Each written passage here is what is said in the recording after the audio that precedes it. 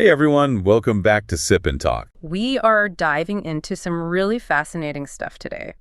You shared a whole range of information. We're talking global economic wobbles, trade fights, even a really personal clash with huge consequences, and a fundamental debate about, well, how the world works. It's quite the package, isn't it? It really shows how economics, politics, and even personalities get tangled up on the world stage these days. Totally. So our mission here is to pull out the key insights from all this, try to give you a clearer picture of what's really driving some of these big, complex issues. Exactly. We'll kick off with the big economic picture, then zoom in on that very specific, very public fight that's getting tons of attention. And finally, we'll step back and look at this deeper disagreement about the global order itself. Yeah, a lot to get through, but it's all incredibly relevant right now. Okay, then let's unpack this. So first thing that hits you is this feeling of global economic pressure. It really feels like markets everywhere are hitting some rough seas. That's definitely the sense you get. I mean, look at Asia, for instance. We saw Korea's GDP actually shrink in Q1. Now, that was mostly manufacturing and construction dragging it down, and the annual picture is still growth, but still a contraction. Mm-hmm. And they're seeing pressure in their bond market, too. Right. Then you hop over to Japan. Wage data came in a bit weak, though, other key indicators look okay. But there's some nervousness around their bond auctions as well. And that caution is showing up elsewhere. Oh, yeah. Asian futures were generally flat or down. It just signals investors are kind of holding back, waiting to see what happens. But it's not just Asia, is it? This feels bigger. Absolutely. It's global. Yeah. A big factor is definitely the fallout from the trade wars. That's clearly putting the brakes on growth worldwide. The EU, for example, they're only forecasting something like 1.1% growth. Wow. But what's kind of interesting is, with all the policy uncertainty, especially coming out of the U.S., some investors are actually looking at European assets as like a relative safe haven. That U.S. uncertainty, that links straight to the U.S.-China tensions, doesn't it? What's the latest vibe there from what we see? Well, yeah, that tension's been a constant drag, really. Mm-hmm. There was maybe a tiny bit of relief after that reported call between Trump and Xi. And China did make some noise about exporting more key minerals. But it didn't really move the needle much? Not really, no. Because there weren't any, concrete details, nothing solid about tariffs changing or real progress being made. So the markets were like, okay, nice talk, but show us the action. Right. And how's the U.S. economy itself weathering all this turbulence? Well, okay, so the U.S. trade deficit shrank back in April. On the surface, you might think, great. Yeah, sounds positive. But it was mostly because imports just plunged. Now, technically, that can give GDP a short-term boost. But the reason imports dropped is the worrying part. Business optimism is actually falling. Companies are hitting pause on big decisions hiring, major investments, specifically because everything feels so uncertain. That's why everyone's watching the upcoming jobs report so closely. The expectation is for slower job growth. So the smaller deficit isn't a sign of strength. It's actually a sign of businesses getting nervous and pulling back. Exactly. It's caution, not confidence. And these tensions, they hammer specific sectors. Like the U.S. auto industry, it's really vulnerable because it depends so much on rare earth minerals. And guess where most of those come from? China. Bingo. And there was even talk mentioned that China might play hardball by, say, placing a huge order for Airbus jets. That's seen as direct leverage against the U.S., specifically targeting Boeing. Man, it really feels like every economic lever is also a geopolitical tool now. It certainly looks that way. Yeah. And, on other trade fronts, there's some talk about a potential U.S.-India deal focusing on market access. That's maybe seen as an easier path than the whole U.S.-China tangle. Mm-hmm. Plus, you've still got those lingering legal questions about whether some of the earlier U.S. tariffs were even constitutional. That hasn't gone away. So with all this swirling uncertainty, how are actual companies coping? What are they doing on the ground? They're basically trying to become more resilient. We're seeing serious risk assessments happening. Companies are scrutinizing their supply chains, trying to find weak spots. They're looking for ways to cut costs, obviously, and really doubling down on understanding what their customers need right now. It's about adapting to survive the unpredictability.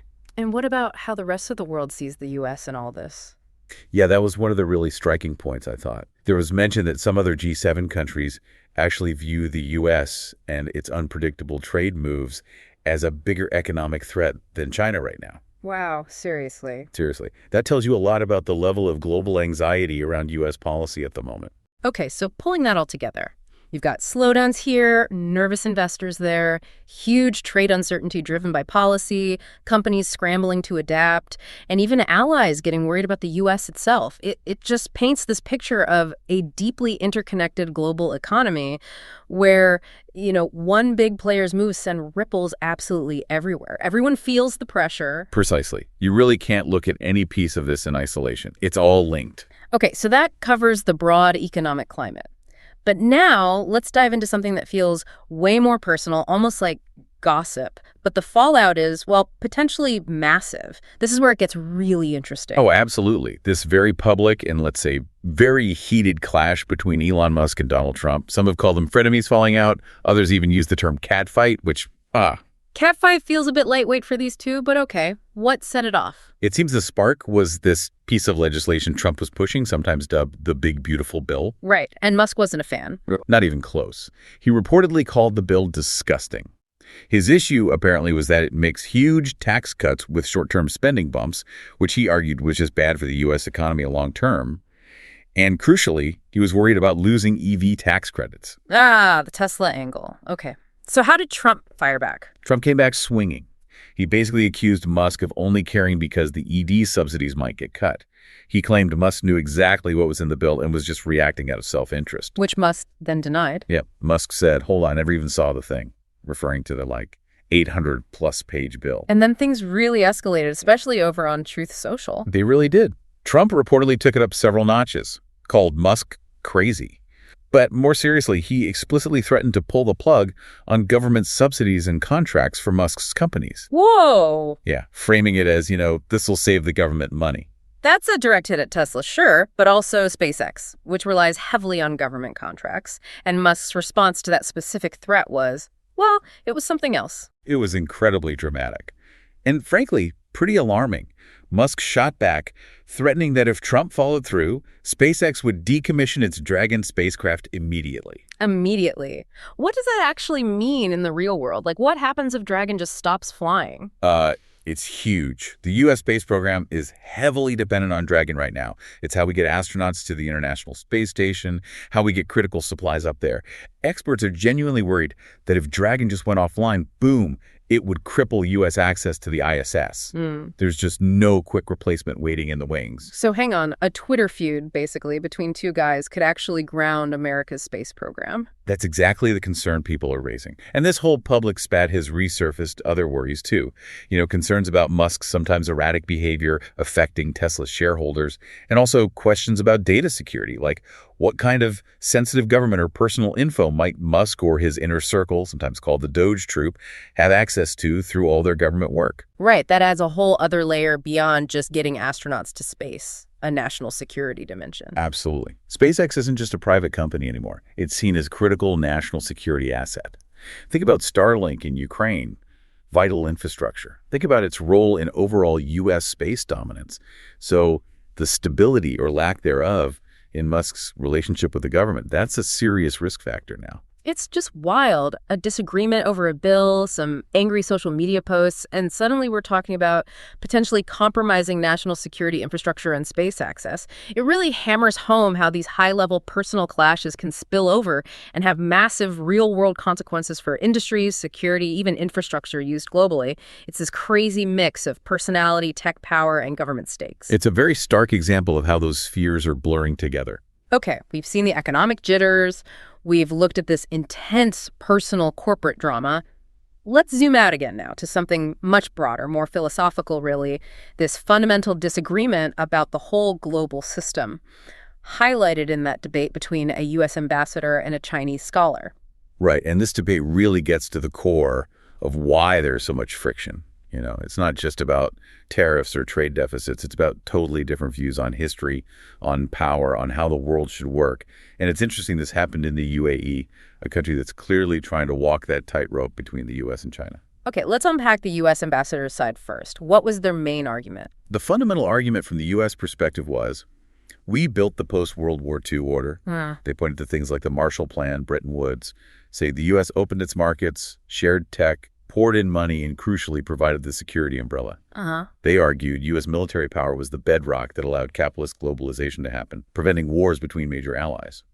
The idea was that stability was a U.S. export. And the argument now is that this order is being challenged. Exactly. They see the current instability as stemming from countries like China, Russia, Iran, pushing back against those U.S. security guarantees. From this view, China's huge economic success, that happened because it plugged into this U.S.-led system, especially after Nixon went there in the 70s. But now the view is China's kind of biting the hand that fed it. That's pretty much the sentiment, yeah. Yeah. The ambassador argued China is actively undermining free trade now, things like forcing companies to hand over technology, stealing intellectual property, making it tough for foreign firms to compete fairly. There's this sense of, we helped you up and now you're being ungrateful and playing dirty. So when China talks about defending free trade, the U.S. side sees that as insincere. They basically suggested China only champions free trade now because it's scared of decoupling, of losing access to the U.S. economy.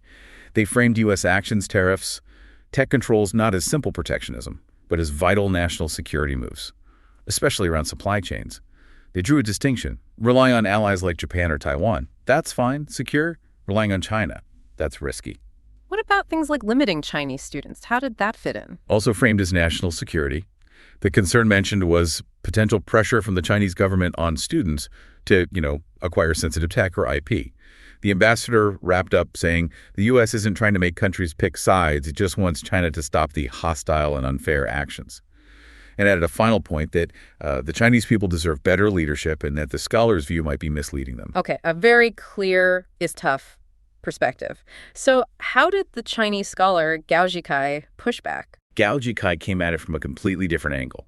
He was all in on free trade, calling it good for everyone and saying rejecting it is pathological. He stressed that China wants a good trade relationship with the U.S. So he sees the U.S. actions like the trade war very negatively. Absolutely. Yeah. He argued Trump's trade war hurts everybody, and that free trade, which he pointed out made America rich in the first place, needs defending. And on the global order question, his view was firmly multilateral. The world has many powers, he argued. No single country gets to call all the shots. He said countries should look at both the U.S. and China and decide what's best for their own interests. Did he seem worried about U.S. pressure? Not at all. He projected this image of China being independent, not easily swayed by the West, and perfectly capable of competing head-to-head with the U.S. He also threw some shade at U.S. foreign policy, saying America is always making enemies, and suggested America first comes across as putting everyone else last. Wow. Okay, so these aren't just slightly different takes. These are fundamentally opposed worldviews. Totally. The core disagreements are huge. What even is fair trade? Is the U.S.-led order still legitimate, or is it time for something else? Where did China's economic miracle really come from, and what's the right balance between national security and global trade? These are deep divides. And we have some factual context points that were mentioned alongside this debate too, right? We do, and they help ground the arguments a bit. The info confirms, the U.S. did lead post-WWII efforts like the Marshall Plan and Bretton Woods, and major allies haven't fought since that supports the ambassador's historical framing. It also notes that official U.S. reports, like from the USTR, do document specific Chinese trade practices the U.S. complains about, even as China officially denies them, which reflects both sides of that particular dispute. And the context about the UAE. Right. It highlights that dilemma many countries face. The UAE trades a lot with China, but relies on the U.S. for security. It's a balancing act. And other info mentioned, like Pew research showing Southeast Asian countries are often wary of China's power while preferring U.S. security ties, shows that Gao Zikai's point about countries making their own calculations based on interests is playing out in real time. And then you see U.S. policies like the TJPS pouring money into semiconductor production with allies like Japan and Taiwan. That clearly shows the U.S. is acting on those national security and supply chain concerns the ambassador talked about. So this whole debate isn't just theoretical talk. It's the clash of narratives that's actually shaping trade deals, tech development, alliances, and, global stability. Understanding both sides is pretty crucial for making sense of almost any international headline these days. It's absolutely essential context for navigating the world right now. We've definitely covered a ton of ground here. We looked at those widespread economic pressures everyone's feeling. We dove deep into that really weird, high-stakes clash between Musk and Trump. And then we zoomed way out to look at this fundamental argument about how the world should even be organized. And what really stands out, I think, is how interconnected it all is. These aren't separate stories. The shaky global economy, those specific personal or corporate blow-ups, and the deep philosophical divides about the global order, they're all part of the same big, messy picture. They reflect these huge shifts happening in global power, intense economic competition, and the race for tech supremacy. Yeah, you really can't understand one piece without seeing how it connects to the others. Making sense of it all requires looking at these different layers, the tensions running between them. And, like we saw in that debate with such starkly different viewpoints, it absolutely demands critical thinking from all of us. When you see conflicting stories, conflicting narratives, it's just a reminder, isn't it? You got to dig a bit deeper, question the arguments, look at who's saying what and why. So, wrapping it all up, what does it all mean? Maybe it means that today, those lines we used to draw between, say, a powerful individual's actions, a nation's economic game plan, and the very structure of global peace. Maybe those lines are just getting blurrier and more tangled up than ever. It really leaves you wondering who's actually benefiting from all this churn and what happens next if these fundamental disagreements just keep getting wider. Those are definitely the big questions hanging in the air. Well, that brings us to the end of this deep dive. We really hope exploring these economic pressures, political clashes, and fundamental debates has given you some useful perspective. And thanks for sharing the material that got us talking about all this. Yeah, keep asking those questions. Keep digging beneath the surface. Understanding this complicated world really starts with unpacking the information we have, trying to see the different angles. We'll be back soon with another deep dive into something new. Until then, keep exploring. I just want to give another shout out to Micky from Mickytolife. His channel is a treasure trove of inspiration, and he's a huge Sip&Talk fan. Absolutely. Make sure to check him out and maybe even share your awesome podcast intro with him once you've created it.